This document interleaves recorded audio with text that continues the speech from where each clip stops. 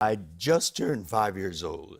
A few weeks after that, my parents got me up very early one morning, dressed us hurriedly, my brother a year younger, and my baby sister, still a baby, an infant.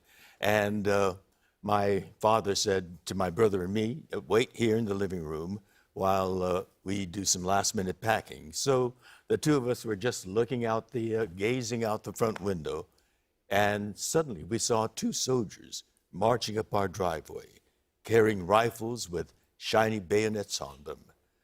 They stomped up the porch and, with their fists, began pounding on the door. The way I remember it, the whole house seemed to tremble. And my father came out and answered the door, and literally at gunpoint, we were ordered out of our house. And so my father gave my brother and me little packages to carry.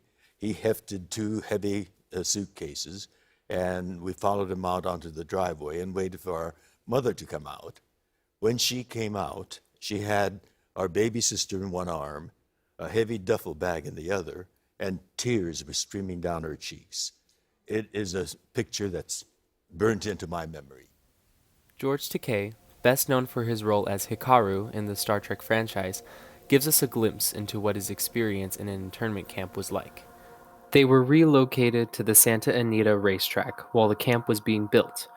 Takei and his family shared a horse stall to sleep in. During the events of World War II, Japanese Americans were forced into internment camps. This atrocious act affected 117,000 lives. Although not all Japanese people were directly affected by these internment camps, this caused an uproar and anti-Japanese sentiment throughout the United States. However, not all were okay with this, and some even spoke out against this racism, jeopardizing their reputation and breaking society's barriers. Even today, we still face issues similar to this. Now we have to go back to when this started, World War I. At the turn of the 20th century, Japan had started to expand its nation by winning wars with neighboring countries like China. Japan had sided with the Allies during World War I, and they were successful. They grew stronger by invading Manchuria, a region in China, during the Great Depression. When the League of Nations condemned their actions, Japan withdrew from the League. At this point, Japanese invasion is out of control. They invade the capital of eastern China, Nanking, for 6 weeks. During these 6 weeks, Japanese soldiers slaughtered and raped Chinese citizens in the streets of the city.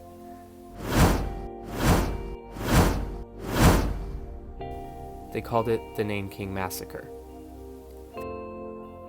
In 1940, a U.S. naval officer by the name of Arthur H. McCollum proposed a strategy to stop Japanese expansion. His strategy, or the McCollum Memo, features 8 steps required to provoke Japan.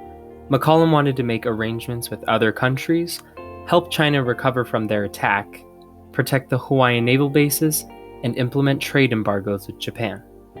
Our plan was to cut off their supplies, such as our oil. However, Japan stood strong. After months of planning, Japanese warcraft attacked the Hawaiian naval base, Pearl Harbor, on December 7th at 8:10 a.m. Bullets and bombs rained down on the soldiers and destroyed many U.S. battleships. After a few hours, the attack was over. 2,403 people, including soldiers and citizens, were killed, leaving around 1,000 wounded. After the attack on Pearl Harbor came the uncommonly known events of Japanese incarceration. John DeWitt, a former Army general, recommended to President Roosevelt to remove Japanese citizens from the West Coast. President Franklin D. Roosevelt signed Executive Order 9066 on February 19, 1942, authorizing removal of Japanese American citizens from any given area. Oddly enough, most of the incarceration didn't take place on the island, but in mainland USA. 40% of Hawaii's workforce were Japanese, and only a few thousand were arrested. Since most of the detainment took place on the West Coast, one could deem this racially motivated rather than a necessity to keep the country safe. In fact, DeWitt affirmed the message behind Japanese incarceration. A Jap's a Jap. They are a dangerous element whether loyal or not. The first Japanese internment camp in operation was Manzanar, located in Southern California. There were 10 camps in total, with incarcerated citizens, some forced hundreds of miles away from their homes. These people were given 6 days to get rid of any belongings that they couldn't carry on their person. Japanese American communities began to scramble to get rid of their land, pets, furniture, and many other valuables as fast as possible. Shop owners were forced to leave their businesses behind, so they had to put all of their inventory on sale to sell out quickly. Families were forced to liquidate their assets, selling their possessions for pennies and losing thousands of dollars. After the week was up, they were shipped off in army trucks and sent to assembly centers on trains. Multiple families huddled close on the train, unprepared for what awaited them on the other side. Upon arrival, luggage was searched for any contraband. Weapons, alcohol, razors, and radios were confiscated from the interned individuals. The conditions of the camp were dreary and inhumane. Multiple families were packed into one room of the camp with a communal eating area. The meals served were also quite inexpensive. Canned hot dogs, dried fish, and pickled vegetables on a bed of rice was a common meal in the internment camps. Soldiers took roll call day and night and forbid the right to assembly and use of the Japanese language.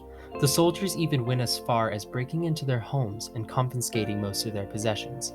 The insufficient food, overcrowding, and breach of privacy led to riots throughout the camps. Police tear-gassed the crowds and fired gunshots, injuring 9 and killing 17-year-old James Ito and 21-year-old Jim Kenagwa. Incarceration spread eastward into mainland USA. More specifically, it spread into Grenada, Colorado. Camp Amache was founded on August 27, 1942, and housed over 7,500 Japanese Americans. There was one man in particular who disagreed with the camp, Ralph Lawrence Carr. Carr was born in Rosita, Colorado, in 1887. He became the governor of Colorado after winning the election in 1938. Carr argued that Japanese Americans shouldn't be racially targeted in the U.S. for a terrorist act they didn't even commit. They are loyal Americans, sharing only race with the enemy, he says. In fact, Governor Carr was the only governor of that time that vouched for Japanese American rights. This damaged his political career completely. Therefore, he retired. Ralph Lawrence Carr ran for governor again in 1950, but he died at 62 1 month before the election. The internment camps operated until 1945 following a Supreme Court decision to end Japanese incarceration. It took decades to finally get reparations for the events, with Congress issuing a public apology in 1988 and awarding $20,000 each to over 80,000 victims of internment. This, I'm afraid, wasn't enough. We continue to discriminate against Japanese Americans after World War II. To this day, they still face prejudice and racism, along with other minorities. This could compare to migrant children at the U.S.-Mexican border forced to sleep on floors in overcrowded facilities. Yes, these are two different situations. Immigrants are seeking asylum from another country, while back then we were interning innocent citizens within our own. The thread connecting the two is the mistreatment of people, regardless of legal status. Both acts are, or should be, considered acts of violating human rights. Events like these then lead to the public forming a biased opinion on the subject, which can harm the reputation of the racial minority involved. This systematic racism is one of the many barriers we must break as a society. Many, like Ralph Lawrence Carr, have attempted to break these barriers, but we still face this issue today. That only leaves one question left to answer. Are we repeating history?